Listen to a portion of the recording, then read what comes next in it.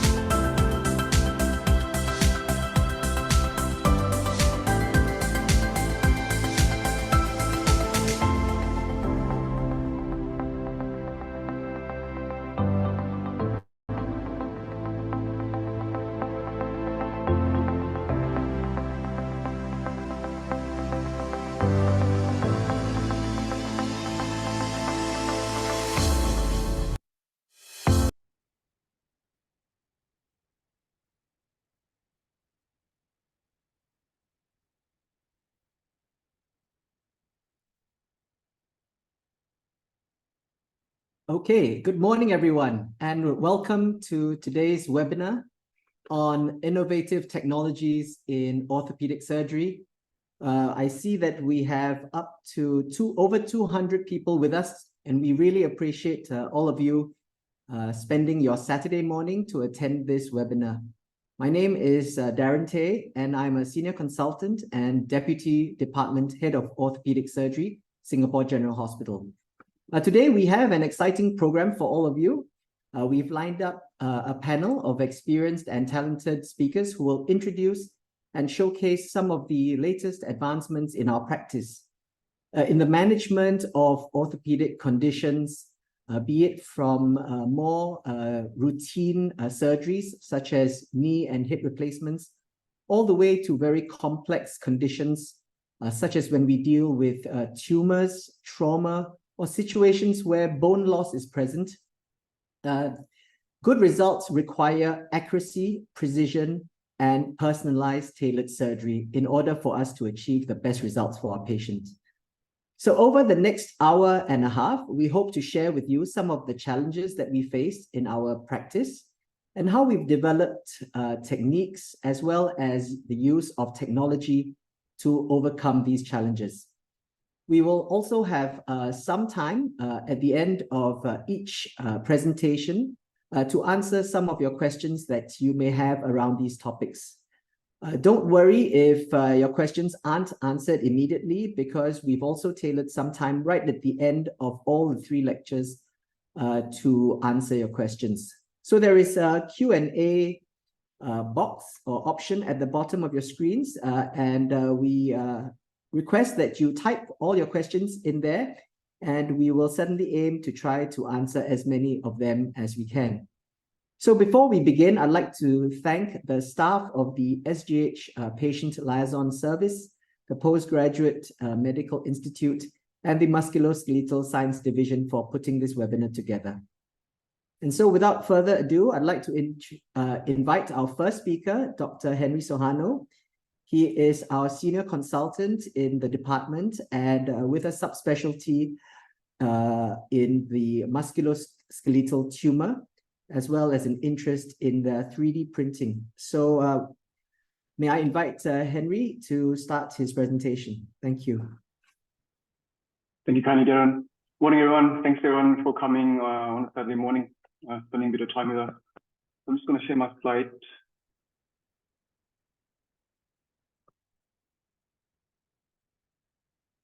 All right. So I'm going to be talking a little bit about 3D printing in particular in orthopedic surgery. So 3D printing is not a new technology, and it's been used in many industries, including F&B actually. So when we talk about healthcare, orthopedics is probably one of the main use of 3D printing technology, just for the simple fact that it's actually easier to print bone rather than printing soft tissue like heart models and so on. So let's talk about how 3D printing is actually utilized and what is 3D printing to begin with.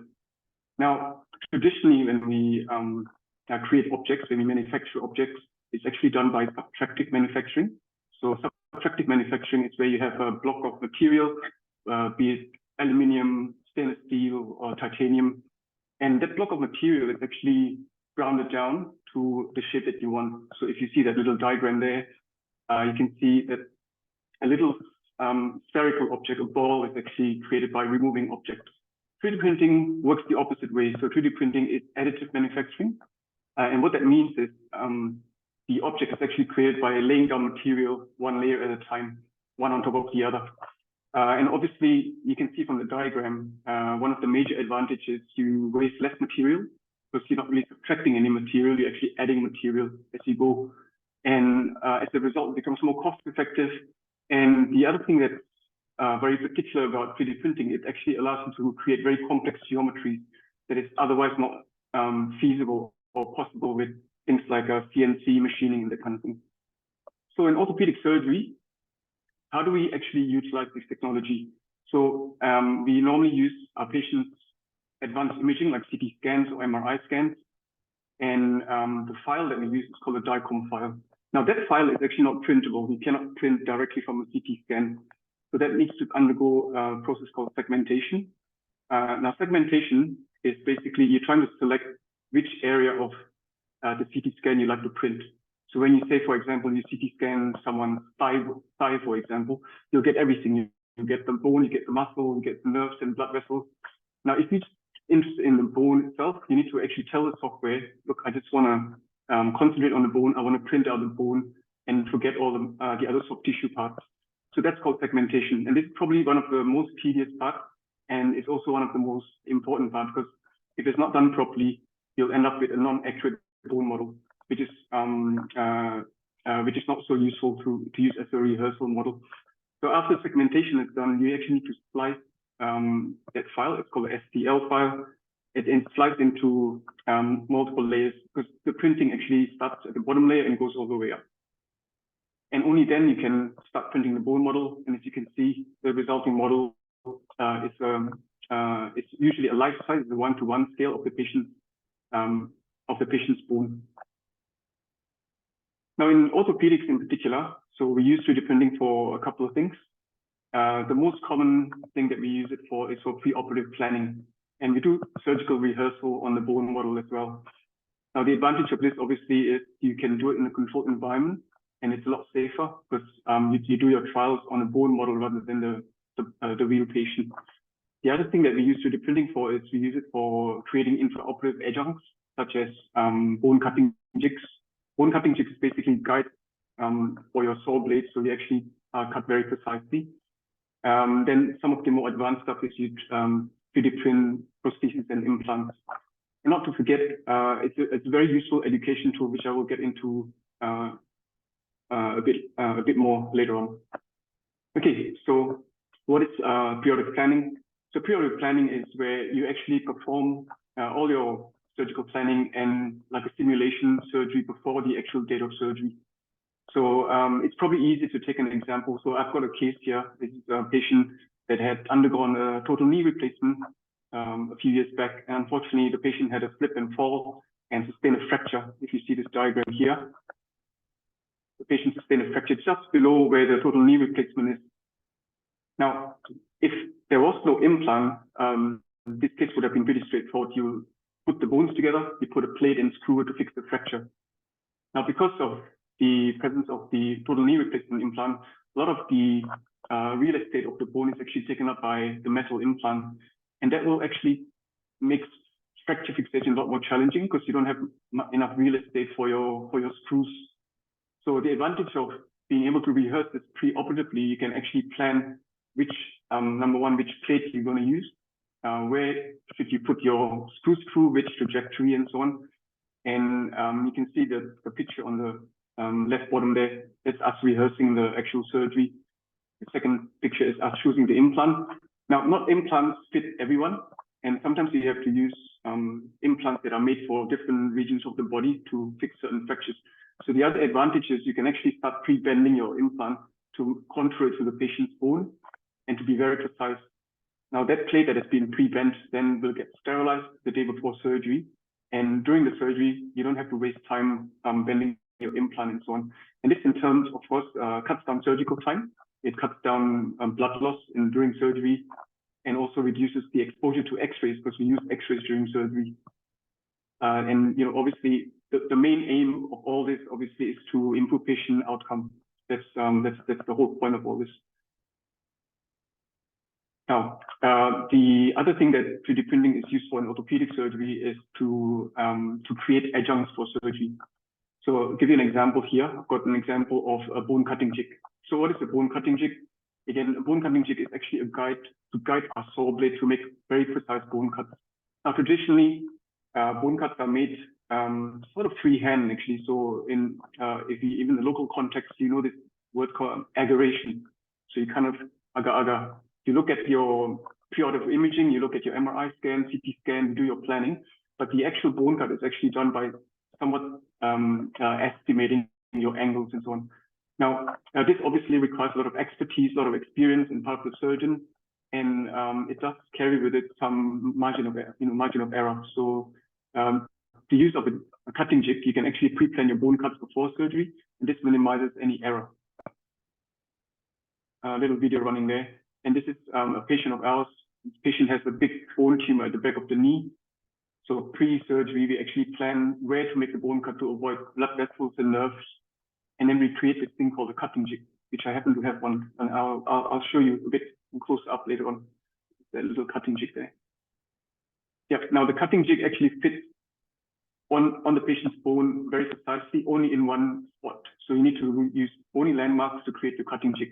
And this would not fit anyone else. It's patient specific.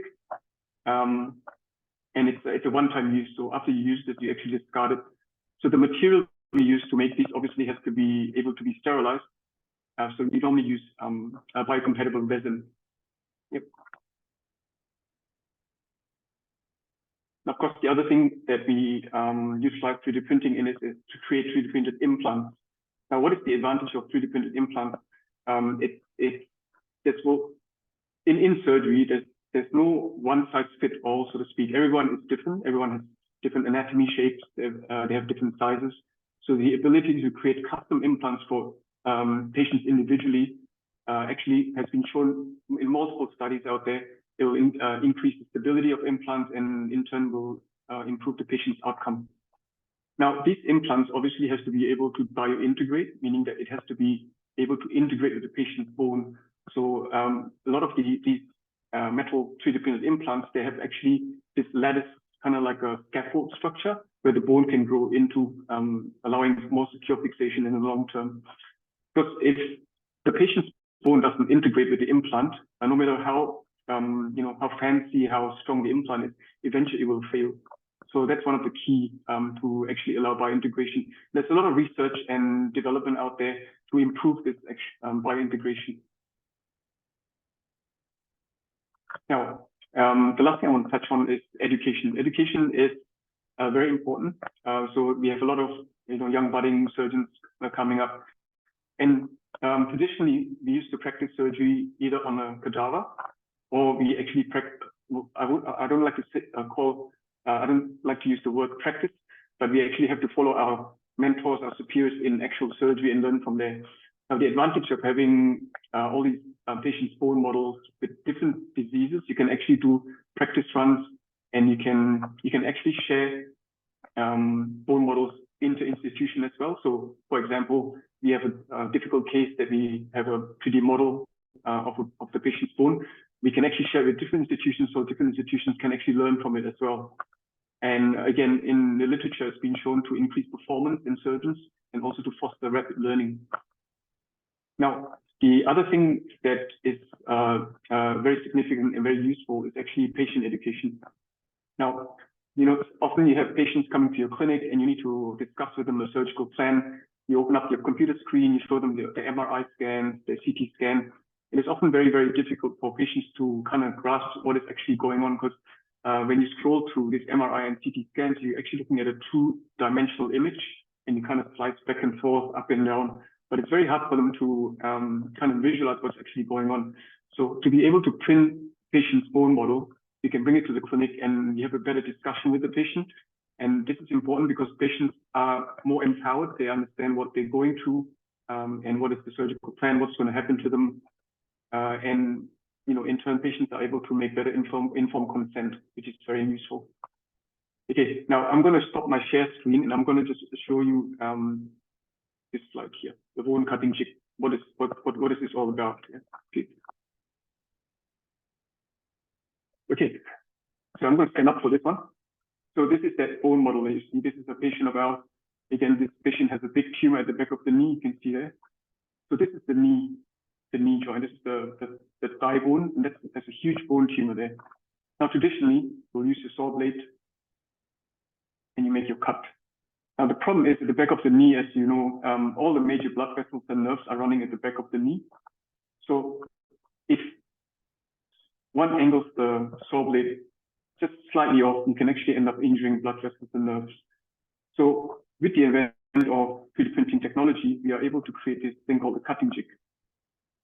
So what a cutting jig is basically it's got this slot here, and this slot is where the saw blade will go into, like so. Yep. So this cutting jig will actually guide the angle of the saw blade. Yep. And as I mentioned before, it's actually patient specific. It only fits one patient. So for example, this patient here, sorry, I'm just trying to get rid of that. So this will be placed on the patient's bone, like so. Yep. And then after the saw blade will do the bone cut. I do apologize about the flashing. And the tumor can be removed safely. Yeah, so this is the whole point of using 3D printing technology and 3D modeling.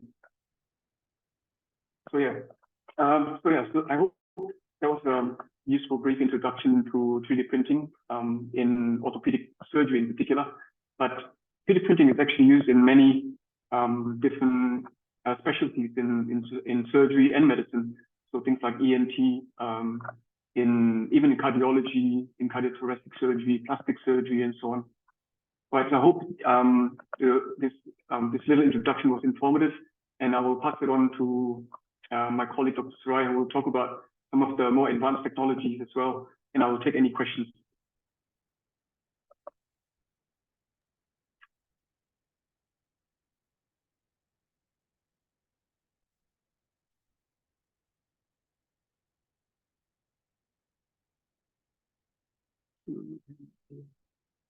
All right. So I've got a couple of questions here. One question is, my brother had inserted a steel after fall for his right lower arm. Now the steel hurts when he bends his finger. It's advised to remove the steel. Is it a safe surgery? Will the flesh stick to the steel? Okay, that's a very good question, actually. So yes, in orthopedic surgery, we do a lot of fracture fixation. So we get patients with trauma, and the plates and screws and implants we use are all biocompatible. They're actually designed and manufactured to be left impermanently in the body. So it's not necessary to remove this implant. Now, there are cases where the implant might irritate the patient. For example, if you do an ankle fracture fixation, if you notice your ankle is very bony, so there's not much soft tissue there.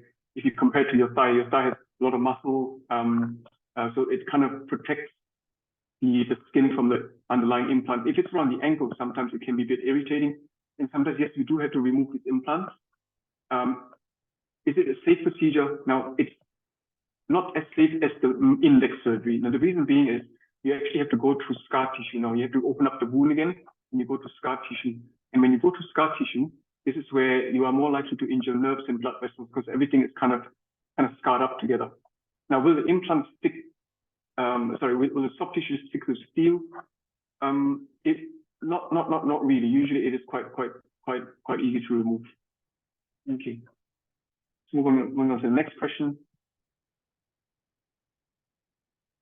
So this person here, I had a total knee replacement in May 22. All is well. Now I feel slight pain climbing stairs, especially going downstairs. Puzzled by the current state. What is happening? Any solutions? Okay, Mr. James, if I can answer your question. So, in general, knee replacements should not be painful. Now, if you do experience pain, there are a few possibilities. Could be coming from the soft tissue, it could be coming from the implant. Now, most modern total knee replacement, total hip replacements are designed to last for a very long time. They can last easy for about 20 years if it's inserted properly and nothing happens, you don't get infection and so on.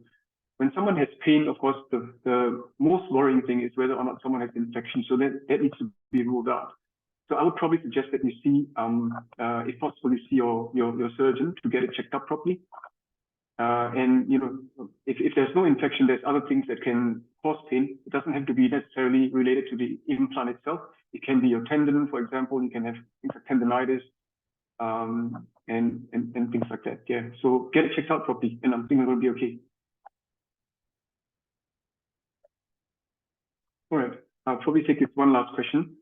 How does traditional implant versus 3D printed implants affect patient survival rates post-operatively at respect to total hip replacement over 5-year periods? So if you look up the literature out there, 3D printed total hip replacement is actually a relatively new thing still. But the current studies that are out there, they actually have shown better implant stability. And I think one of the reasons why you actually use 3D printed total hip implants to begin with is actually use it for complex cases. If it's for run-of-the-mill simple cases, you normally have off-the-shelf implants that we use day in, day out in our practice. Now, if someone has a complex anatomy, for example, they have bone loss from, for example, they had a previous trauma, or they have very severe osteoporosis, sometimes you need to use specialized implants to augment the bone loss. And this is where 3D printed implants are very useful. Now, in terms of longevity, I think they are comparable. They are obviously more fitting to the patient's anatomy. And in terms of biomechanical strength and so on, I think they are roughly comparable. Okay. Okay. Thank you very much, Henry. Thank you. Thank you. All right. So I'd like to now invite our next speaker, Dr. Suraya, who will come and talk to us about precision surgery with the use of computer navigation and its role in tumor surgery. Over to you, Dr. Suraya. Hi, good morning, everyone, and thanks for joining us on this Saturday morning. Let me just share my screen.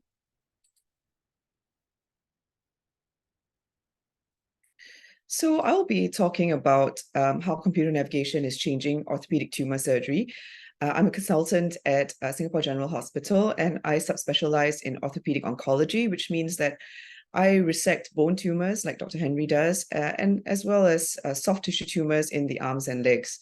So basically, apart from cancers which arise, or growths or tumors which arise in the arms and legs, I also see patients who have advanced cancer from other sources like breast cancer or prostate cancer. And sometimes, because of the advanced stage of their disease, the cancer has spread to their bones, and they sometimes require orthopedic intervention as well.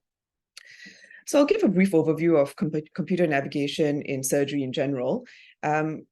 Computer navigation is not new in medicine. It has been used since the 1990s and initially was developed in the field of neurosurgery.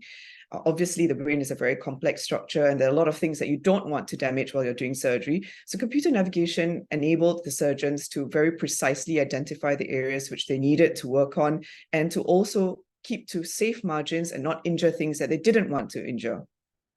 This eventually spread to other specialties like urology and ear, nose, and throat, and has also been adopted by orthopedics as early as the late 1990s, actually. So navigation technology in surgery for orthopedics first started being used in spine surgery, where they started using navigation to guide the insertion of screws in the spine. Again, the spine is a very complex structure with a lot of things that you don't want to injure when you're doing surgery. And we later moved on to using it in knee and hip replacements, and also in trauma surgery to plan the correction of the deformities, etc. And now we're also starting to use it in tumor surgery. So the first reports of navigation in tumor surgery were as early as 2004, so almost 20 years ago. And initially, we started using it only for pelvic tumors. So pelvic tumors are very deep-seated tumors. They're very deep inside the pelvic cavity. There's a lot of other structures that we don't want to injure, like the intestines, your bladder, your reproductive organs. And the reason why we started using navigation for pelvic surgery is because these tumors are very difficult to resect. There are a lot of things that we don't want to injure. And it's very important that we're able to accurately identify what needs to come out. And this can take many hours if we do it without navigation. So what's important, what do we need basically when we're planning to do pelvic surgery or any tumor surgery with navigation? So the patient needs to go for a CT scan and an MRI. And like Dr. Henry spoke about earlier, we usually use very advanced software to fuse these two images. It creates a 3D computerized model. And this allows us to mark out where exactly the tumor is, what structures are important, like the blood vessels and the nerves that we need to preserve. And it also allows us to plan where we're going to do our cutting during the surgery. We then go on to sometimes print a 3D model. So that's when Dr. Henry helps me a lot with some of my navigation cases. And then we have to have the whole setup of the navigation system ready for us to use in the operating theater. So it's quite a large setup. The initial cost of it can be fairly prohibitive to small centers, but fortunately in SGH, we have the whole spectrum of the CT scans, MRIs, the software that we use to plan our 3D imaging. We have 3D printing capabilities, and we have the whole set of instruments available in our hospital. So that's great for our patients. So what happens after we've done the scanning is that we come up with a 3D model which looks something like this. So as you can see in red, you've got the blood vessels that we definitely want to and need to keep. And then in green, you've got the area of the tumor. And you can see that, the pelvis is a very large bone already, but this tumor is massive. It's encompassing almost half of the pelvis. And that's not what we see when we operate. We don't just see the bone and the blood vessels laid out bare for us. It's usually a lot of soft tissue, which is around that area. There's the bladder, the intestines, all very close to the tumor. And it can be very hard for us to visualize the tumor in itself, like it's seen very clearly here. So these are the same steps that we go through when we're also trying to print a 3D bone model. Like what Dr. Henry said, we have to do the image segmentation, we have to fuse the images, and then we have a 3D reconstruction of the anatomy of the patient. So this is part of our 3D planning prior to surgery. You can see that it's a three-dimensional, as it says 3D, three-dimensional imaging. So we see from front to back, side to side, from top to bottom, and it allows us to visualize the tumor with much greater detail as opposed to just looking at the scans, which are usually 2D. And our surgical planning involves marking out the tumor itself, how much extra tissue that we need to remove to get what we call a safe margin or cancer-free zone around the tumor when we resect it. It allows us to plan the angles of the blades that we need to, when we're doing our bone cuts, it allows us to plan the angles that the blade needs to go in. So it allows the surgery to be done in a much more precise and safe manner. These are images which were from some research published in the literature. So you can see that in addition to computer navigation, we also use 3D printed models and cutting jigs. So two technologies combined to allow us to plan in real time or to execute what we've planned in real time during the surgery itself, like these two surgeons are doing. So this is the setup that we need, the kit that we need during the surgery. There is a stereotactic camera which emits infrared light. It's placed on a mobile gantry next to the patient when the patient's on the operating bed. And there will be reflective markers which are inserted at different points on the patient's anatomy as well. So there's a real-time feedback as to what you're doing, and it's mapped back onto what you've planned prior to the surgery. So it does add a little bit of time to the surgery in the initial stage, because you have to register your probes, register your bony landmarks. It's like doing a registration of something in front of you. And this can take up to 15 to 20 minutes, in experienced hands. We also have to calibrate our other instruments so that whatever we're doing has a real-time feedback onto our computer system during the surgery itself. Now, this is one of the early cases that we did. There was a patient with a bone tumor in the thigh bone, very close to the knee. So you can see that we've got a 3D scan planned out prior to surgery. We've marked out where his blood vessels are. We've also got the resection margin. So this is a very straightforward case, actually, for computer navigation, but it was one of the early cases that we decided to try out the software. Sorry, there's some real life images, so just apologies for the bloody images, but this is a picture of us registering the bony landmarks during the surgery itself, and this is the picture of the resected specimen. So this allows us to very accurately measure where we're resecting, make sure that we don't miss any tumor or leave any tumor behind, which is very important for cancer surgery. So there's a lot of research that supports the use of navigation, especially in complex tumor surgery, because it does increase the accuracy of the resection. That means less instances where cancer is left behind by accident because the resection margins weren't adequate. Research from around the world shows that actually, with computer-navigated surgery, the patients tend to have a lower recurrence rate after removal of their cancer, and they go on to have better survival overall because of this improved accuracy of resection. So this is a bone model showing where we would sometimes do resection in the pelvis, and you might say, oh, it looks pretty straightforward. But as I said, there's a lot of things which are covering this, and we don't usually just see this during the surgery. So it can be very difficult to accurately resect where you want to or where you had planned to before the surgery.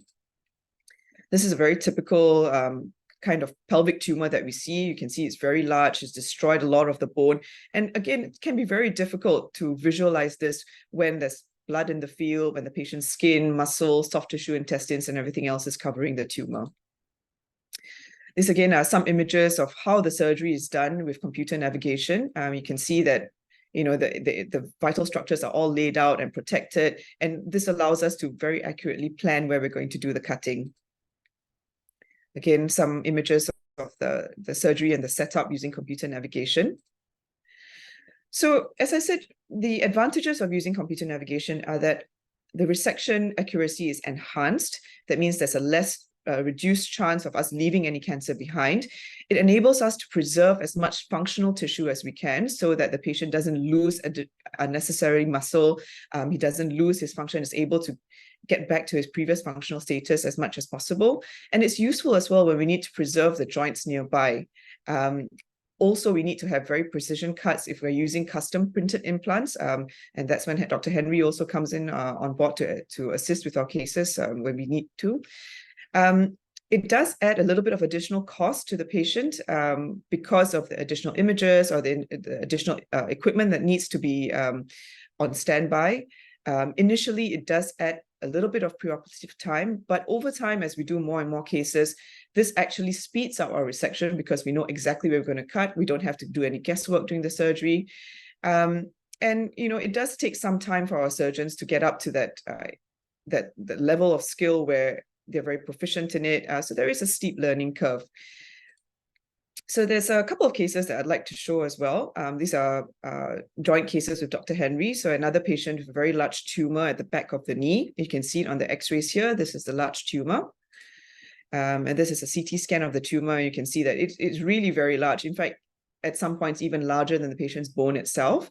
So this area, you can't appreciate from this scan, but there are some blood vessels and there are some nerves that are extremely close to this tumor. And therefore cutting the bone tumor off with a saw without any guidance can be very dangerous, and the patient may end up losing their leg if you injure that blood vessel, which is right close to the vessel, to the tumor there. You can see the red arrow pointing to this blood vessel.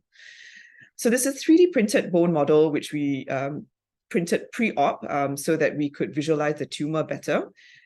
And this goes through a very extensive pre-op planning process. So the patient has to, the patient is seen in the clinic, but behind the scenes, when the patient has left, we actually have to spend a lot of time outside of the clinic, planning where we're going to do our resection, planning out our margins. We actually need to do a simulated session. These are all our setup for our simulated session. And we're planning our surgery as if we're going to do the surgery, but this is just a dry run.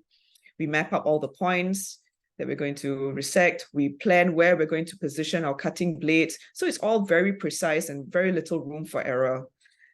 This is Dr. Henry also doing the simulation. And as you can see, our saw blade here on the right-handmost picture is angled in a very precise manner, and this is verified with the computer system in real time during the surgery itself. So you can see the tumor has been successfully resected in our dry run. And this is, again, apologies for the picture, but this is an image of during the surgery itself where the blood vessel is really very close to the tumor. The tumor has actually been removed. And this is a picture of the resected specimen compared to the actual bone model, which we had printed out. So everything is very, very precise, which is great for the patient because we don't have to cut any unnecessary tissue and the patient can get back to his function as soon as possible. This picture of him post-op. So I also mentioned that I deal with cases of not bone cancers, but cancers from other places that have spread to the bone. So this is one of my patients who had myeloma. It's a type of bone cancer, which affects many of the bones. So as you can see, one of his hips has been affected by the cancer very badly. This is what the normal hip looks like on the right, but on the left side, you can see that this is actually his right hip, but you can see that the bone has been destroyed. It's been eaten up by the cancer and it's eaten its way into the pelvis as well. So the position is abnormal, the caliber of the bone is not good, and the patient has been unable to walk and he's been in pain for many months. So this was our pre-op planning. This is what we intended to achieve. So this is using one of the technologies for hip replacement. It's also navigated, and it's also incorporates robotic surgery, where a robot arm helps us to make our cuts and to shape the bone the way that we need to. We also printed a 3D bone model, and you can see as I turn it around that the patient's got a huge hole in his pelvis there because it had been eaten away by the cancer, unfortunately. And we also used titanium meshes to fill up that hole in the bone. So lots of different technologies that we've incorporated to get the best outcome for this patient. And this was our dry run where we simulated the final position of the hip replacement implant. So this is the robot arm that we use to shave off any bone that is unwanted so that we can fit the hip replacement implant that we need. And this is an intraoperative photo of me doing the navigation and doing our bony landmark registration. And this is a picture of the actual titanium mesh put inside the patient. So you can see the space that we work with is very small. We don't make huge cuts as far as possible, of course, so that the patient can recover better. But you can see that it can be very difficult to visualize the bony structures that you can see on the X-ray or on the CT scans. It's a really small space. There's usually a lot of blood around the area. So sometimes it can be a real struggle to know exactly where you're going to. And the computer navigation definitely helps us with our outcomes. And this is the final X-ray for the patient. So you can see that his hip has now been brought back down to the position that it should be in. The void has been filled with a titanium mesh, and the position of the hip implant is stable so that the patient is able to walk, and he's walking well now. So he's had a huge implant because, cancer affects the bones pretty badly. So navigated tumor surgery is increasingly being used in our center and all around the world, actually. It improves the accuracy of our tumor resection, gives us optimal surgical margins, allows us to remove the cancer deposits better. It reduces operative time in the long run as you get more and more experience with using the systems. It's definitely safer for the patients because we know exactly where our blood vessels and our nerves are, where our safe zones are. And in fact, the system also allows an alarm system so that if you touch your saw to something which you shouldn't be touching, then there's an alarm that sounds. So it's safer for the surgeon and the patient, and it leads to better outcomes for the patients in terms of lower recurrence rates and survival.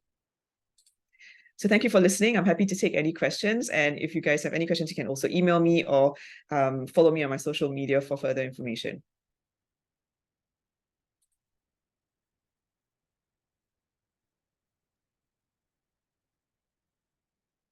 Thanks very much, Dr. Suraya. So there are some questions. If you look in the Q&A box, one would be, have you ever carried out operations where you are also required to administer chemo drugs? Thank you, Andrew. That's a great question, actually, because there are some surgical disciplines where they do administer chemo drugs during the surgery itself. We don't usually do that in orthopedic surgery. That's usually done for abdominal surgery and usually for very advanced cancers. But we do administer things like antibiotics and sometimes we put in agents which stimulate bone growth. So we don't administer chemo per se, but there are other drugs or other adjuncts that we use in our surgery. Okay, and another question is, what's the expected cost range for patients undergoing computer navigation for surgery? And what is the duration between the simulation run and actual surgical date? Is there a possibility of the cancer spreading faster than expected, resulting in further resection than expected during simulation? Well, great technical questions. I'm wondering if this is from a doctor or from a patient.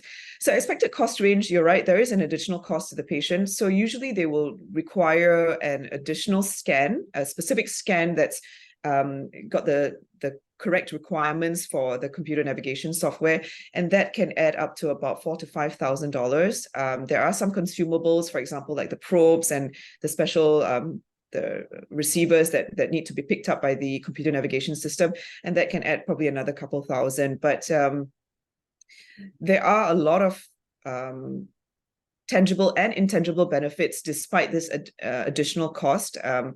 Usually we would counsel the patient for improved surgery, which would maybe translate to the the reduced risk of having a second surgery for recurrence, second follow-up treatments like adjuvant radio or chemotherapy. So if the surgery itself is 100% successful with no residual cancer left behind, then that may be the only treatment that the patient needs. So even though they've got an additional upfront cost, they may be avoiding future costs because they're avoiding additional second surgery or chemotherapy or radiotherapy. What is the duration between stimulation run and actual surgical date? So we don't tend to leave it a long time because you're right, the cancer can start to increase in size and therefore your scans may not be accurate. So the maximum time that we would leave it between scan and surgery would be usually about 3 to 4 weeks, up to 6 weeks at the maximum, but usually not more than that. Is there a possibility that cancer can spread faster? Yes, of course, there is that technical possibility, but most times it will be in the region of millimeters. It usually doesn't tend to so aggressively spread that your scans become, irrelevant or inaccurate. Right. And finally, one last question. So how long does it take to create a mold? Can it be assumed that it is done only for elective cases and not emergency cases? As well as, is creating the mold a standard before consenting? In other words, how do you decide which patients are getting the mold and 3D printing? Yes, thank you for the question. Again, a very good question. So when you say create the mold, I assume that you are asking about printing a 3D model, and that can take anything from a few hours to, maybe more than a day, depending on how big the bone is. So we're really limited by the speed of the 3D printer. I think for a pelvic model, it would take about 4 to 5 hours at least. Can it be assumed that it's only done for elective cases? Well, we do have a bit of a lead time for some fracture cases or emergency cases as well. So for example, for polytrauma, sometimes we don't operate immediately, especially for our pelvic cases. We do tend to wait 48 hours to about 5 days to allow the patients to stabilize. And that gives us a bit of time to do the 3D printing. We don't do it for everybody because sometimes if the case is not complex, we don't need a 3D model and we can just rely on our CT scans or MRIs. Do we ask them about it? Sometimes we don't because at this point, we're still self-sufficient in our 3D printing and we're able to do it without an additional cost to the patient. There is a cost to the printing. Fortunately for the patient and for us at the moment, we are still covered by some grants, which we can tap on that fund to do the 3D printing. But I think in the future, if this becomes more commonplace, it will probably be billed to the patient because there is a cost for the filaments of the printing. All right. Thank you, Dr. Suraya. Okay, so we'll move on to our last presentation. That will be by Dr. Kaiser Buhari, who is an associate consultant in our department with a subspecialty interest in the foot and ankle. And his talk will be on bone loss that's printed. Over to you, Dr. Kaiser. Hi, good morning, everyone. Thank you for this opportunity, Prof. Tay. I'm going to share my screen.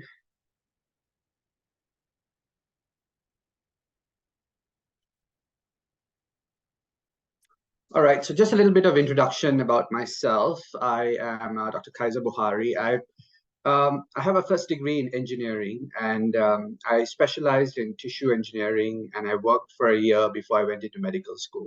So this is a topic that is of particular interest to me because it ties up my engineering background together with orthopedic surgery, which I'm doing now. So I thought I could highlight one of the cases which was referred to the foot and ankle service, where we needed to use the 3D printing technology, and I will share with you how it was done. So open tibia and ankle fractures occur with quite a high incidence, about 1.6 to 3.4 per 100,000 fractures.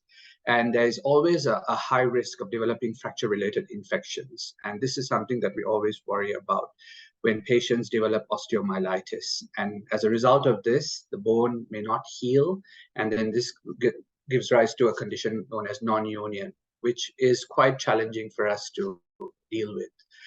Bone healing can be further complicated in patients with a history of smoking or those who have diabetes, and this is a common issue that we are facing in Singapore. Treatment of segmental tibial and ankle bone loss after radical surgery for infection can be quite challenging. And this is where we need to use the advances of 3D printing to aid us and guide us. So typically when we have infection of the bone, especially related to trauma, we start off with a two-stage reconstruction. And the first stage is to clear the high bacterial load. Wherever there is wash out, take out whatever bacteria or whatever contaminants there are. And then we tend to use a temporary fixation. This could be the form of an external fixator or and then put in an antibiotic impregnated cement in order to fill up the space. Once we've done that, once we've cleared the infection, and once we're sure that there is no more, that we do this by testing the tissue whenever we go in for surgery to see if there's any growth of bacteria. Once we're sure that there isn't any more bacteria there and the patient's been on a course of antibiotics, we have different options which we have traditionally used. So one of which is known as autograft bone transport. So autograft is basically tissue from other parts or bone from other parts of the patient's body, which we use to fill in this void that we have. We could also use vascularized fibula grafts. So these are grafts from the fibula bone, which we take with the pedicle, the blood supply to it, so that there's improved bone healing.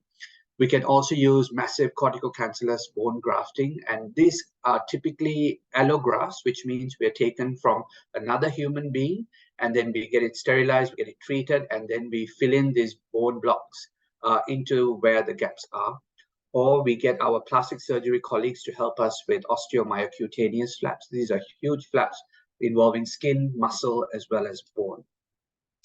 Now, all these are the strategies which we have traditionally used. However, now with 3D printing, we're able to customize the implants based on the anatomy of the patient, which means that we can now study the defect more accurately and use 3D printing in order to print a graft or a scaffold or a metal implant, depending on what we really need to fill the void. So in order to do 3D printing, we need to have precise acquisition of images. And typically in our service, what we do is we do get the CT scans and then we analyze them. So for example, we initially get the CT scan of the foot or the ankle. These have to be processed. So there's a lot of segmentation that is done. Their files are converted into images, and then you do what we call an STL conversion before we can start processing the images. Once we have that, we need to clean up, because normally whenever we scan from a CT scan, we may have artifacts around it. So we need to do a little bit of cleaning up before we create the 3D model on the computer. And once we're satisfied with the 3D model, that's when we do the 3D printing.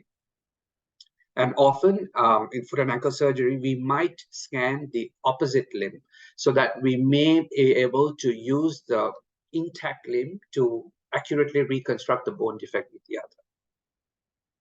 So in 3D printing, different biomaterials. So biomaterials are materials that are compatible with the human body, such as ceramic, polymer, or metal may be used to print the 3D scaffold.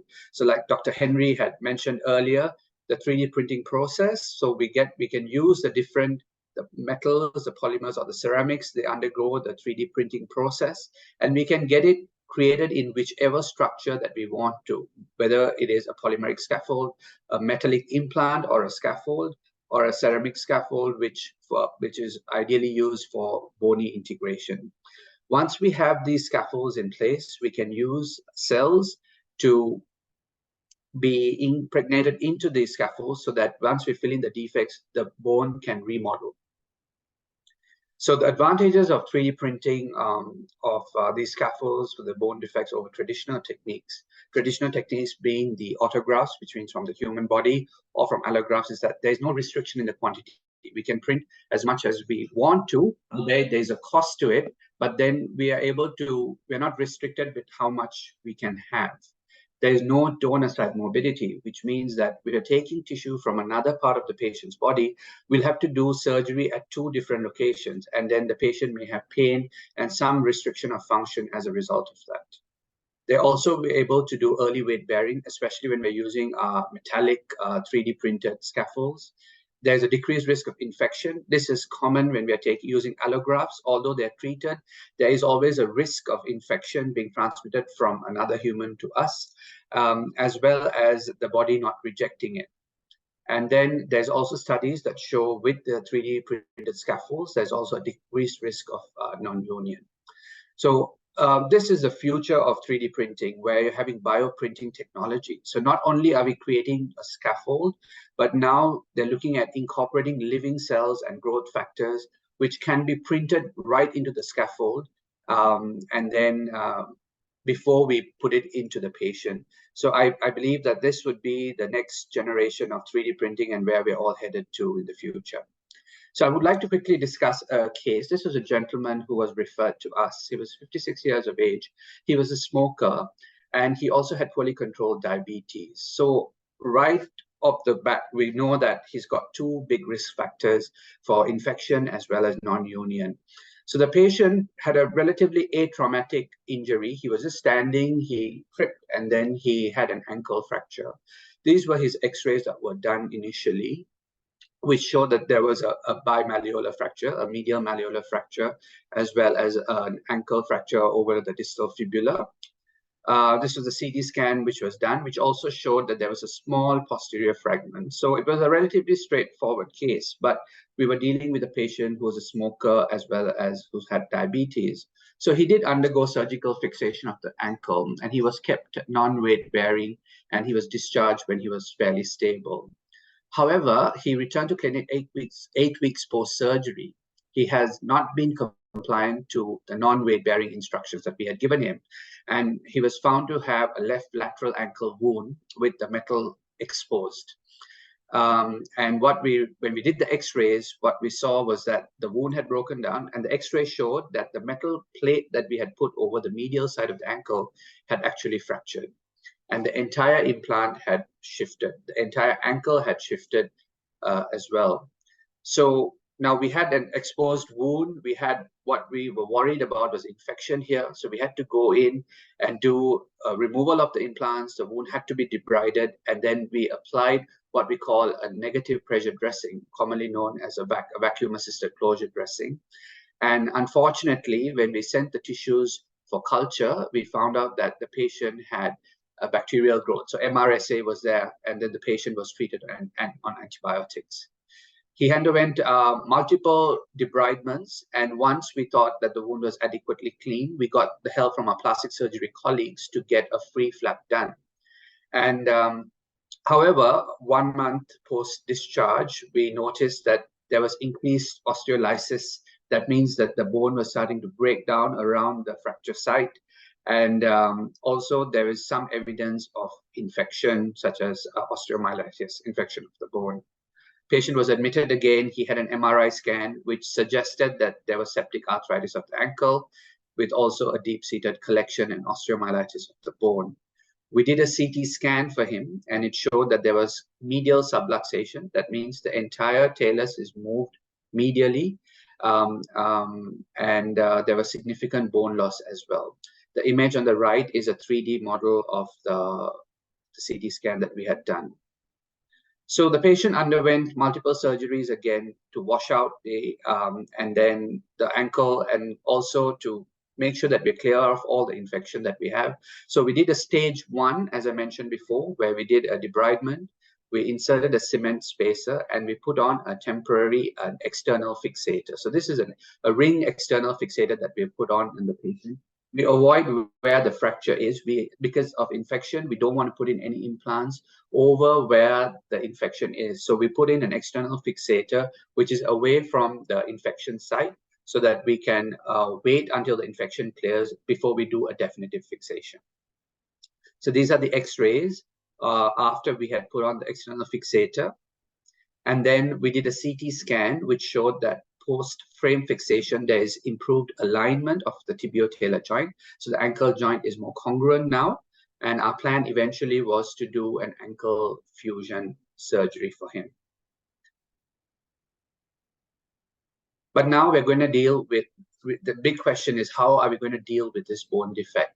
And that's where we work closely with one of our industry colleagues, Osteoport. This is a company that works with tissue engineering, particularly tissue engineering scaffolds for bone regeneration.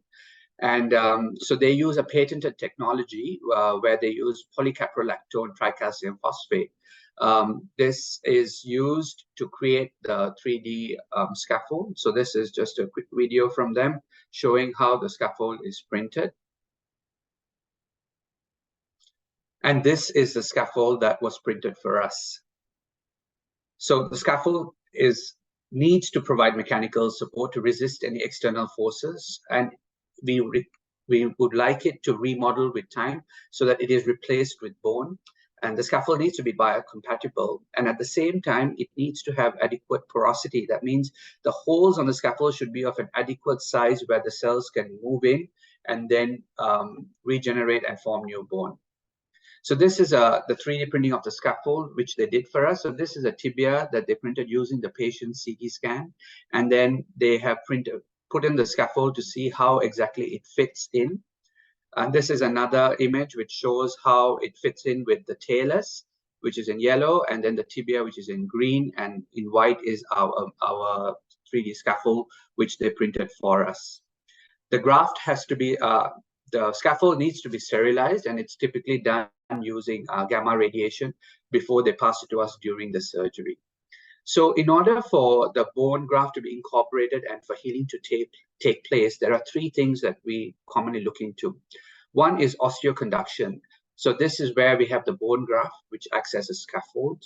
Two is osteoinduction. That means we're giving growth factors to stimulate the bone formation. And osteogenesis is where you're having osteoblasts, which are bone-forming cells that can be put into the graft so that they can produce more bone. So we've addressed the osteoconduction part by creating the scaffold, but now we have the osteoinduction, osteogenesis part. So what are the techniques and what are the technologies that we have in place in order to do so? Well, all bone formation is determined by different types of cells, endothelial cells, hematopoietic stem cells, mesenchymal stem cells, and supporting accessory cells. So when we have a fracture, all these cells come into play, and then they lay down new bone. But when we are dealing with a scaffold, we may need to support this. So we typically use bone marrow, which can be extracted from the iliac crest. And this is an optimal source of regenerative cells for the formation of new bone. So this diagram demonstrates how we take bone marrow from the iliac crest, which can be processed and then used on the scaffolds before we put it in. So another technique that we use is a reamer irrigator aspirator technique. This is where we're harvesting the autologous bone graft. Autologous means from the patient itself. And this bone graft has osteoinductive, osteogenic properties that can promote the bone formation. So in this patient, Mr. S, we use the reamer irrigator aspirator technique, where we use the contralateral femur in order to extract the bone graft, where we put in a reamer, we ream, and at the same time, there's some normal saline that's put in order to prevent any thermal or heat necrosis of the bone. And while we do that, we are extracting the bone graft. There's a suctioning canister into which the bone graft is extracted. This is what the bone graft would appear like. And then we put the bone graft onto the scaffold before we put it into the patient. So this is an example of another patient onto which we had put on the autologous bone graft onto the scaffold. So for this patient, he underwent left ankle wound debridement and washout again. We did the reamer irrigator aspirator autograft technique and reconstruction with the Osteoport scaffold. And at the same time, we decided we didn't want to put in any metal implants in. So we kept the orthofix external fixator and we adjusted it so that we get the adequate compression at the fracture site as well. So this is another post-operative image showing of how the circular frame is. And then we followed up the patient in the outpatient clinic. He had serial follow-ups. Some of the things we have to keep in mind is we're worried about pin site infections when we're having any form of external fixators or frames in place. The patient was also gradually allowed to full weight bear with the frame. After 6 months, we did a CT scan and we were able to see that there was bone healing and bone bridging at the fracture site. The remodeling process, the scaffold remodeling, will take a year or longer, but we were quite happy. Patient was pain-free and he was able to walk. So in conclusion, management of bone defects, especially in cases of infection, it involves a multidisciplinary approach. So for us, we had to get the help from our plastic surgery colleagues, our infectious disease colleagues to treat the patient with the appropriate antibiotics, the endocrinologist to make sure that his blood sugar levels were under control.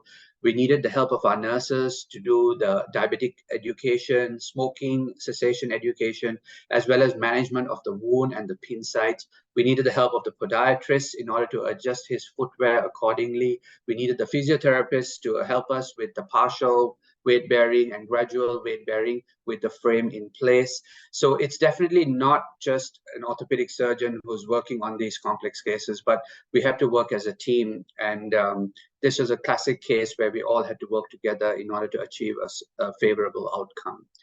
3D printing of biological scaffolds and the use of advanced techniques for harvesting of stem cells have revolutionized the treatment of bone defects in orthopedic surgery. And 3D printed implants have demonstrated to avoid the complications and the limitations of autografts and allografts in foot and ankle surgery. Thank you. I'm happy to take any questions if you'll have any. Right. Thank you, Dr. Kaiser.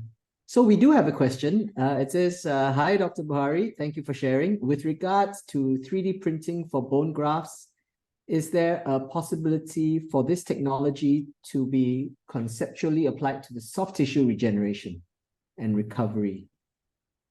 Example, disc replacement with cervical or lumbar spondylosis or meniscus replacement. Yes, it's a very interesting question. Thank you for it.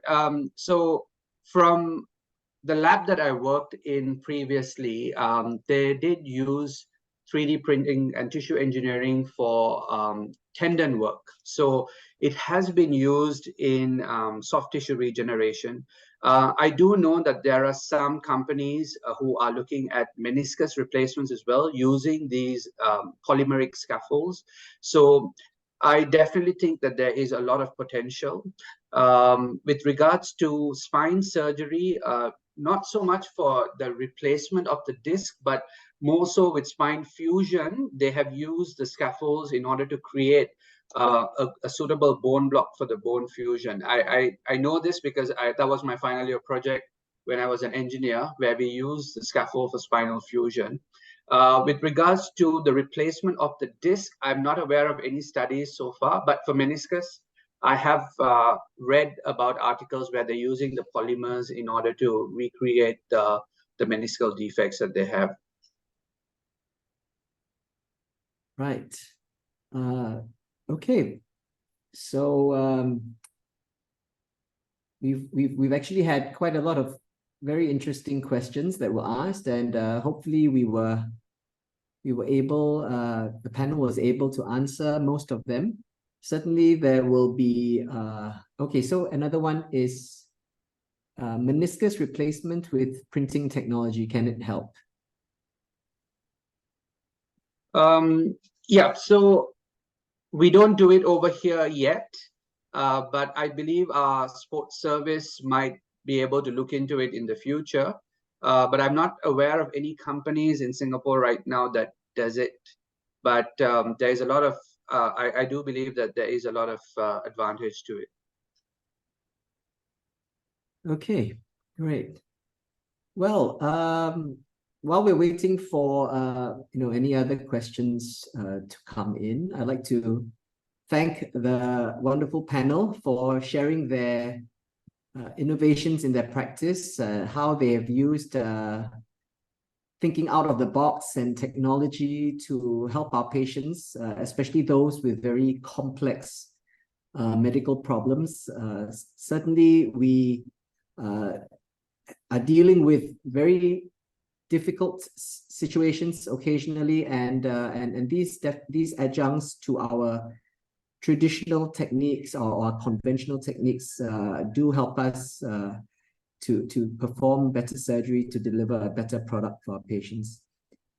So maybe if I could just also share with the audience that in 2 weeks' time, we will be having another webinar on the topic of orthopedics. And this time we will be dealing with joint preservation or avoiding the total joint replacement. I think that many of the questions, in fact, kind of went around the topic of joint replacement. What else could be done besides joint replacement? So if you all are free, I would like to invite you all to attend the upcoming webinar on 2 Saturdays from now, where we will look specifically at some of these questions, dealing with what else can be done besides a total joint replacement for the hip and the knee.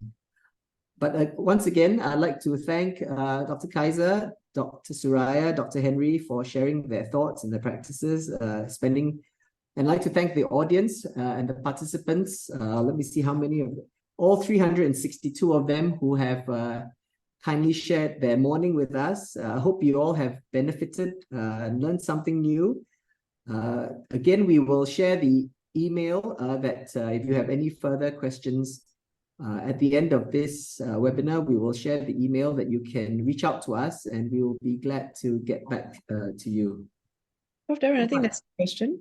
Okay, one. Right. Okay. Ask, what is the window or timeline for SGH to aim to translate 3D printing from a niche, high-cost technique towards a mainstream approach for orthopedic surgeries in general? Maybe I'll give this question to Dr. Henry, who is our champion for 3D printing. All right, thank you, Suraya. I'm not quite a champion. It's always teamwork, isn't it? Yeah, so we actually are very fortunate. We have a dedicated 3D printing center in SGH now. And actually, if you look around Singapore, most of the major institutions have a 3D printing center. What's unique about our 3D printing center? It's actually run by clinicians, so it's run by doctors. So our colleague who's heading our 3D printing center is actually a radiologist. Remember from my talk earlier, I said we use our CT scan for the database for creating the 3D model. So our radiologists play a very important role because they're the ones that actually segment the images to create an accurate 3D model. But back to your question, can we actually make it into a mainstream service? So if you remember, Dr. Suraya was saying we don't use 3D printing technology for all cases. Because number one, it does involve some cost and it's a bit time consuming. So we normally reserve it for complex cases. It's where we really need the technology to perform safer surgery. So as we are now, we actually reserve this technology for complex cases. I would call it mainstream, but it's becoming more and more common. I hope that answers the question. There's another question. I am Prof. Darren's patient who did a wonderful left TKR in November last year. He's a lucky patient. He's a wonderful surgeon. And she needs to come for her right knee now. Will there be minor or minimally invasive surgery available? Prof. Darren, would you like to answer your patient? There are numerous surgeries that are available to our patients, depending on the extent of the arthritis, the location of the arthritis, and beyond that, we are now looking at the alignment of your leg. So really, it has to be personalized, and we will go into a discussion with the patient. Like Madam Padma, we will look at what our investigations show, what our physical examination shows, and we will discuss the numerous options. Sometimes they will have only one option. It may certainly be just a knee replacement that would be the most ideal. But when patients do present earlier with more localized arthritis, then it opens up opportunity to consider other less invasive or joint preserving surgeries. So this is a discussion really that has to take place with the patient, and certainly I'll be happy to go through this discussion with Madam Padma in the future. All right, so another question is, why do foot numbness still persist after lower lumbar spine surgery? Could it be due to nerve damage? Any takers? Yeah, I can probably answer that. I'm not a spine surgeon myself, but now nerve recovery it's always a bit dubious and takes it takes a long time actually. So they say nerve regenerates at about 1 millimeter a day. So if you imagine if you have long-standing nerve compression from like herniated disc and so on, you get a lot of injury to the nerve, and even if you remove or relieve the pressure on the nerve, it does take a lot of time for the nerve to regenerate. So yeah, especially for what we call paresthesia or numbness, it can take anywhere like 6 to even 9 months actually sometimes.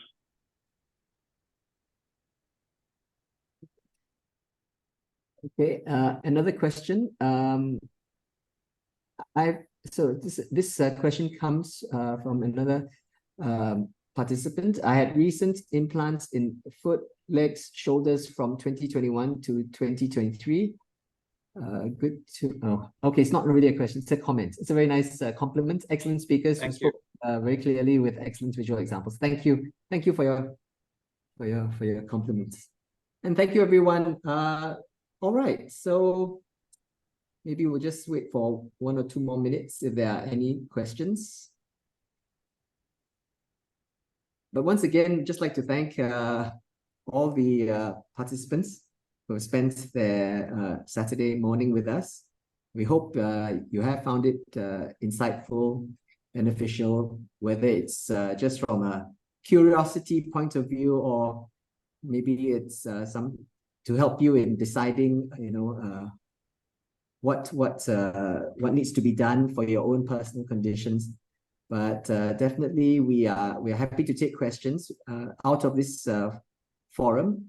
We will give their email, and then you can write in, and we'll be happy to answer offline from this webinar. Dr. Kaiser, did you reply to that question about the meniscus replacements with printing tech? I think someone yes, we did. asked a different question. Yeah. Yes, sir. Any recommended joint supplements? I think many of us here would have heard of glucosamine. There's certainly very little harm in taking glucosamine. Unfortunately, there's not much evidence at the moment that it really does improve the state of your joint. It does help you to feel better if you have some pain, but I would say it's probably not a miracle cure for arthritis, but it's fairly safe to take. So if you wanted to try it for a few months to see if your knee pain improves, that's not a problem at all. There are lots of different supplements on the market, chondroitin, glucosamine. You can try whichever one that makes you feel better. But again, probably if you have prolonged knee pain, it's best to get a consult with a specialist. Come to SGH. Okay. So there's one more question there. Sort of, does all such knowledge and skills shared to all local hospitals? Okay. So as I mentioned before, most of our major hospitals in Singapore, they do adopt 3D printing technology.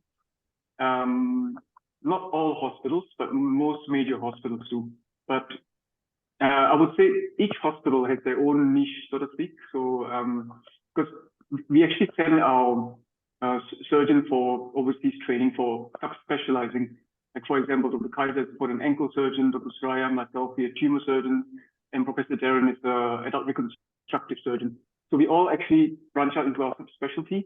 So not all hospitals have tumor surgeons, for example. Some centers have stronger foot and ankle service or adult reconstructive service. In Singapore General Hospital, so I'm a bit biased because I'm from SGH, we are quite fortunate. We pretty much encompass all the subspecialties. We have everything here. Correct me if I'm wrong, my colleague. No, we have the full service here. We have not only every subspecialty in orthopedic surgery, but we also have the support of our other colleagues, for example, from the plastic surgery department, and any other surgeries that you might need, because patients don't just come with one problem. Sometimes they have multiple issues that need multiple specialties to be involved in their surgery. So we're really what you could say a one-stop shop. And actually a very interesting question came up. Does SGH have additional reading materials, resources on 3D printing that we can go online and read up? Yes, if I may answer that question. So we, because our 3D printing center is relatively new, we are actually working on a website for our 3D printing center. So that's going to be up and running, hopefully by the end of the year. Okay, another question. Will hip replacement often be required for hip fractures? And what's the expected outcome for someone who is close to age 80?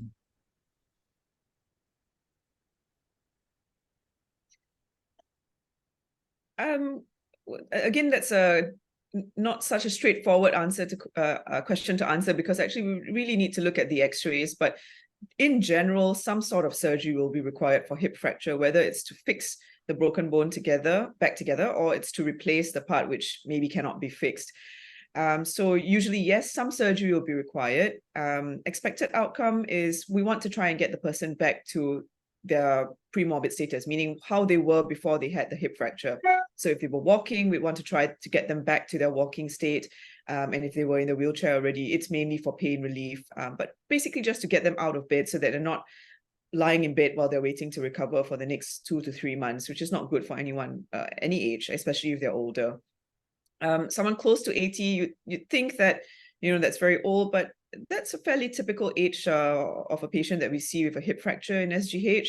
And we still push for surgery wherever we can, because we have lots of studies have shown that if we treat these patients conservatively, that means without surgery, they end up with a lot worse problems like bed sores and infections, and they tend to deteriorate compared to someone who's undergone a hip fracture surgery.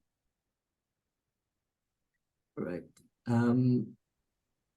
Maybe do you doctors look after subsidized patients with knee and hip replacement problems? Hip and knee problems. We absolutely do, yes.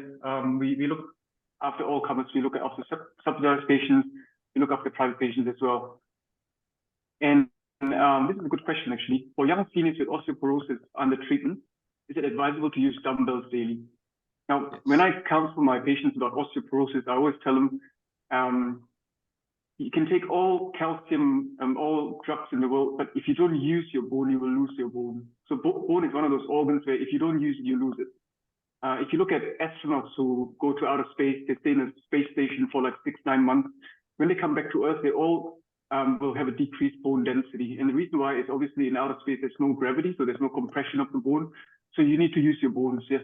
So dumbbell, resistant bands, or even just regular gentle exercises like brisk walking, these are all compressive and activities that will stress the bone, and they will help you build your bone.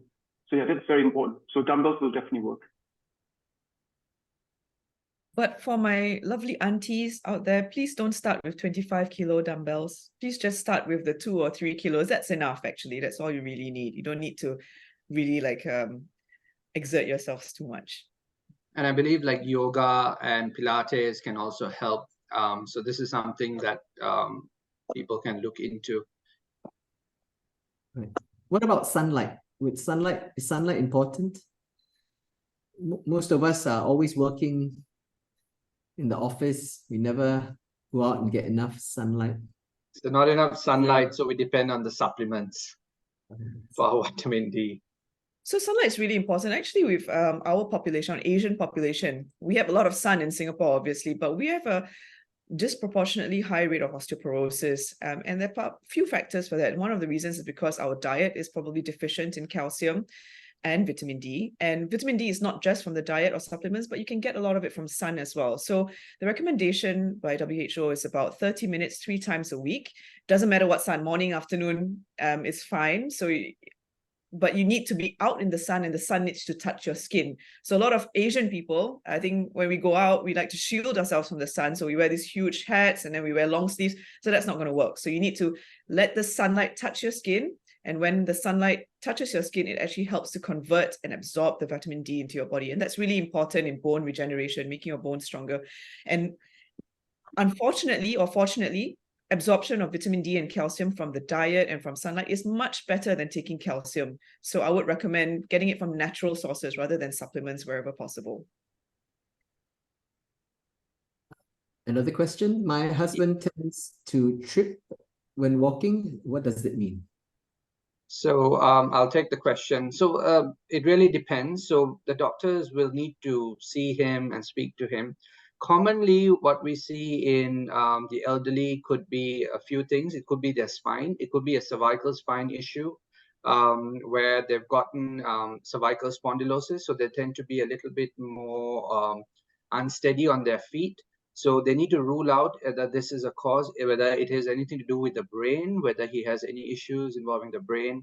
And then at the same time, we need to look at how his walking is. So we might need to get the physiotherapist on board in order to do some gait training and see if he has adequate muscle tone as well.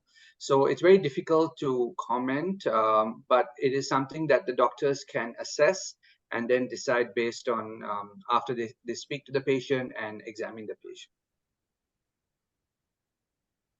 And are there cases where 3D printing is able to replace substantial portions of osteoporotic structures?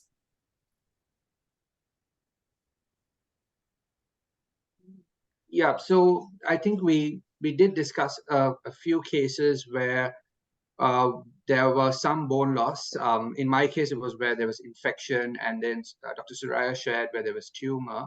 But when they have osteoporotic fractures, yes, they're depending on how big the bone defects are, we can use 3D printing in order to fill in those defects in the bone. But it really depends on, what the fracture is and whether how we can fix it, whether we can just use the traditional plates and screws or a rod fixation, and whether there is a need to augment it. Sometimes we use cement augmentation, or sometimes whether we need to use any 3D printed, or whether we need to use bone from another part of the body. It really depends on the fracture pattern. Okay, so quite a few questions on osteoporosis. Is bone density check a requirement for the elderly? Should one apply sunblock when out in the sun, and is taking D3 and K2 good in the healing speed of process? I'll take the sunblock question because obviously it's something I also thought about. A lot of women don't like to get dark. So we think if I'm going to go out in the sun, I'm going to put sunblock on. And then here I'm telling you that you also need vitamin D from the sun to improve your bone health. So actually there are some studies which show that when you put on sunblock, it does affect the absorption of the vitamin D. Now, obviously we don't want either. We don't want osteoporosis and we don't want skin cancer, right? So which one should you choose and which one's more important? The answer is that skin cancer usually comes about after prolonged exposure, repeated exposure to sun, very strong sunlight, which has UVB rays. So if you're going out in the sun for a very long period of time, you're going to be at the beach, it's going to be unfiltered sunlight, obviously, yes, you should put on your sunblock. But if you're getting that 30 minutes 3 times a week, it's not essential to put on the sunblock at that time because it's such a short exposure to the sunlight. The risk of you getting skin cancer over that time is probably very low. And if you put on a sunblock in that time where you're trying to get the sunlight for the vitamin D, then obviously it's not going to be very effective. So I would say you have to see how long you're going to be out in the sun. If you're going to be out there for a long time, please do put on your sunblock to protect your skin. But if it's just for short periods of time, especially if it's just to get your exposure to the sunlight for vitamin D, then no, please don't put on the sunblock at that time.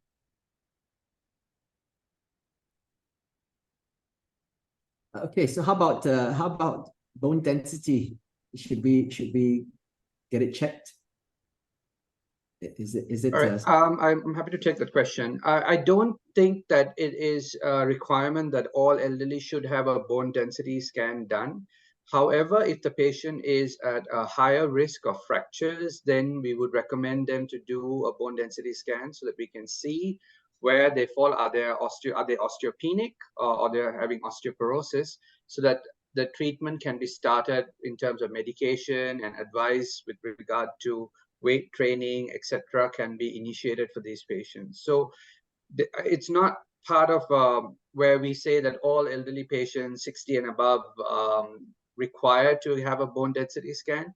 But if they're at a higher risk, then we would recommend them to do a bone density scan. And also, especially for patients who've had fractures, then we would do a bone density scan in order to plan how their treatment in the future goes. And also to see the effectiveness of the treatment, we may repeat a bone density after 2 years and then see whether it's improving or if any adjustments in their medication needs to be done. And is taking D3 and K2 good in healing speed or process? Vitamin D3 is essential for the absorption of calcium. So if you don't have vitamin D, then you're not going to, even if you consume calcium, the amount of calcium that's absorbed won't be as enough compared to if you do take vitamin D3. So definitely vitamin D3 is recommended. But here again, I would recommend you all to discuss with your primary care physicians before you'll start taking any supplements or anything. Talk to your doctors, because you might have other medical conditions for which you may be on some other medication at the same time. So always discuss with your primary care physicians before you start any supplements. With regard to K2, are they referring to vitamin? I'm not sure what K2 is. Yeah, there's vitamin K1 and K2. So they have a lot of different functions in the body, but K2 is also involved in bone metabolism and absorption of calcium. But I wouldn't recommend specifically taking any of these. These are all trace elements and vitamins, which should actually be found in your daily diet. So if you eat a balanced diet with a good mix of vegetables, protein, and a little bit of dairy product, if you're not intolerant, you should be getting all of these things. Unless you've been tested to be deficient in them, then you should be taking a supplement. I wouldn't recommend going to the pharmacy and buying a K2 supplement and just taking lots of that, because there are side effects, you know, and you have to take into account your other medical illnesses. For example, if you've got kidney problems, K2 can also affect that. So I wouldn't self-medicate.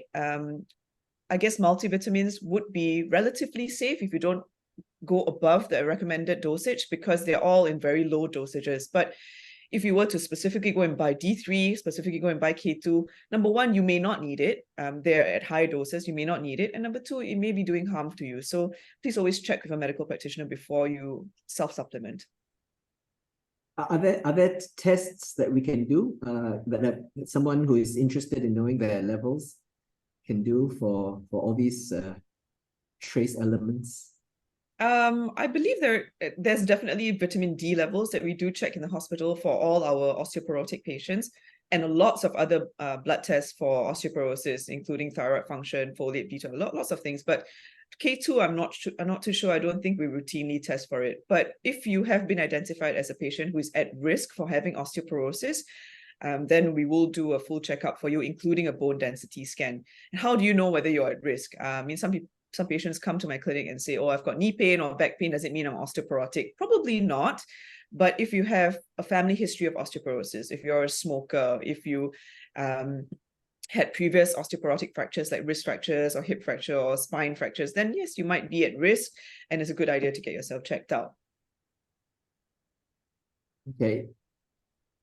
Well, another question is on eating nuts, which I particularly enjoy. Maybe I enjoy it a bit too much, but will eating nuts which are high in magnesium before taking calcium affect the absorption of calcium? That's a cute question. Again, these things are found in the natural, foods all around you, right? So everything that you eat, unless you only eat one certain thing a day, just that most of the things that you eat in your daily diet will have some amounts of magnesium. So for you to eat enough of the nuts to reach a dangerous level of magnesium where it interferes with your calcium absorption,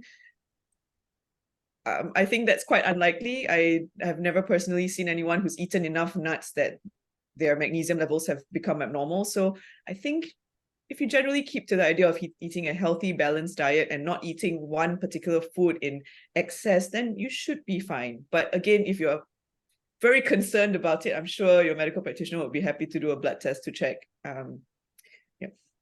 Right.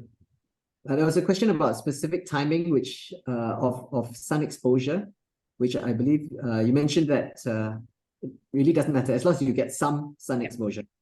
That was 30 minutes, 3 times a week at least. Yeah. Right. I believe it's raining outside my place at the moment, so it looks like I won't be getting that sun for this Saturday.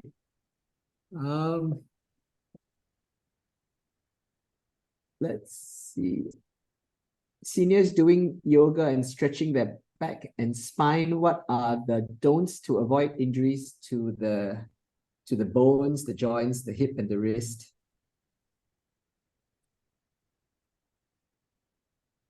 So maybe Kaiser, since you brought up yoga. Yeah. So definitely, I think with whatever exercises that you're doing, be it yoga, be it doing whatever stretches, weight training, it's always good to know what your limits are, and don't try to overdo it, especially with the elderly.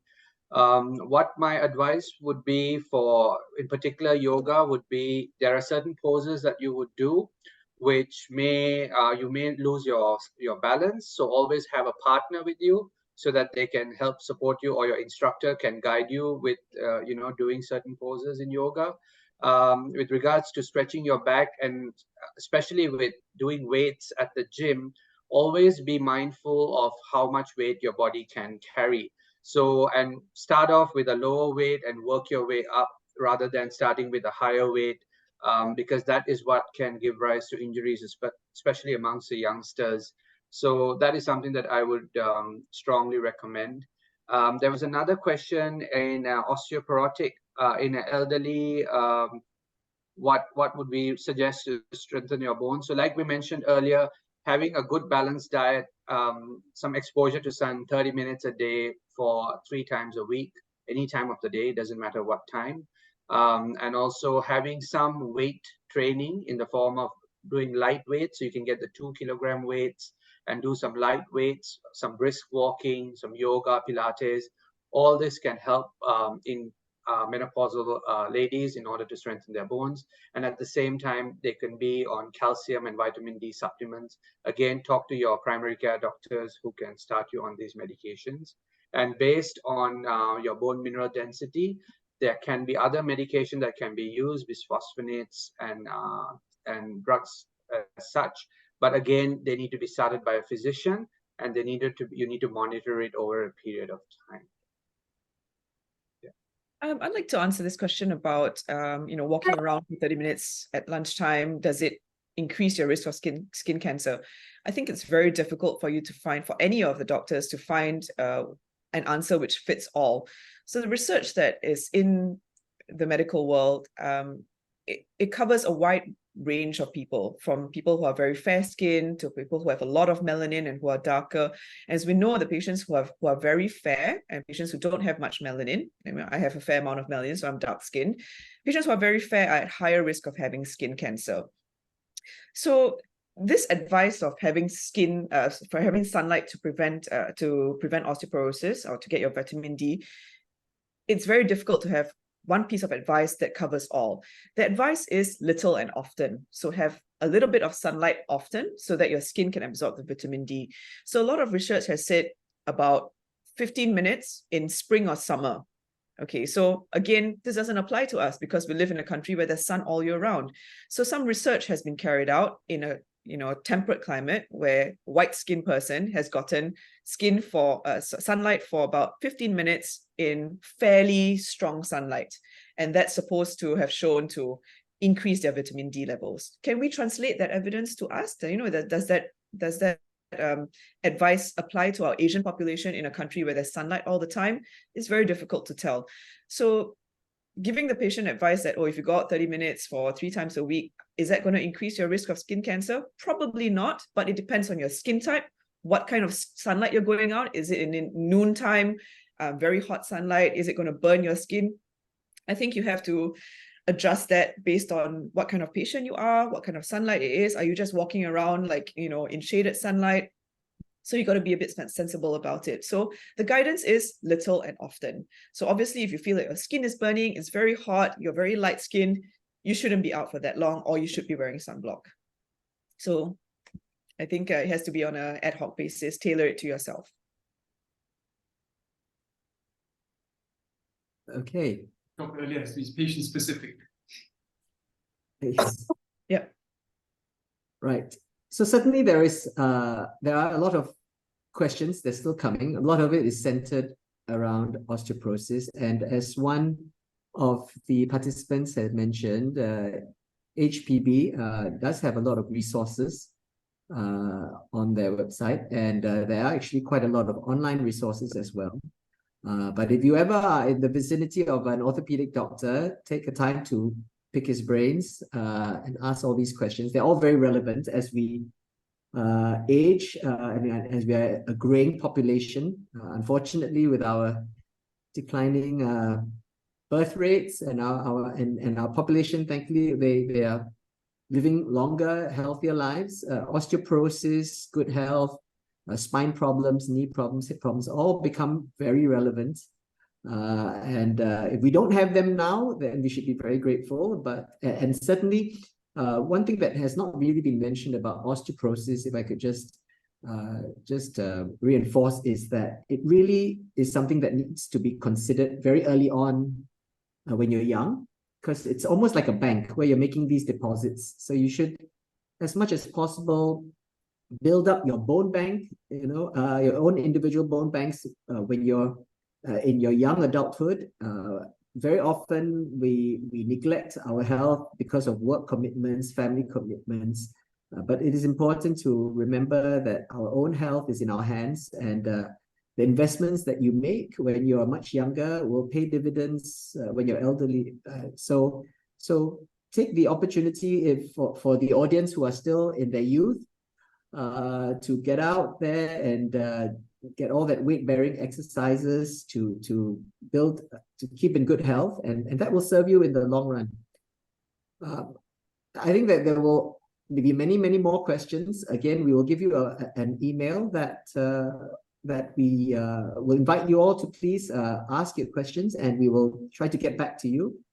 But it's coming on to almost 11:40. So again, once again, I'd like to thank the speakers. I'd like to thank the participants who have been so enthusiastic and active in asking all these questions. And finally, as well, I'd like to thank all the staff from the Patient Liaison Service and the PGMI and the Musculoskeletal Science Division for helping us to organize this webinar. And hopefully we will see you in the near future. Again, there will be another webinar coming up in 2 weeks' time, and we'll certainly be we welcome you to join us then and to continue answering your questions in the coming weeks.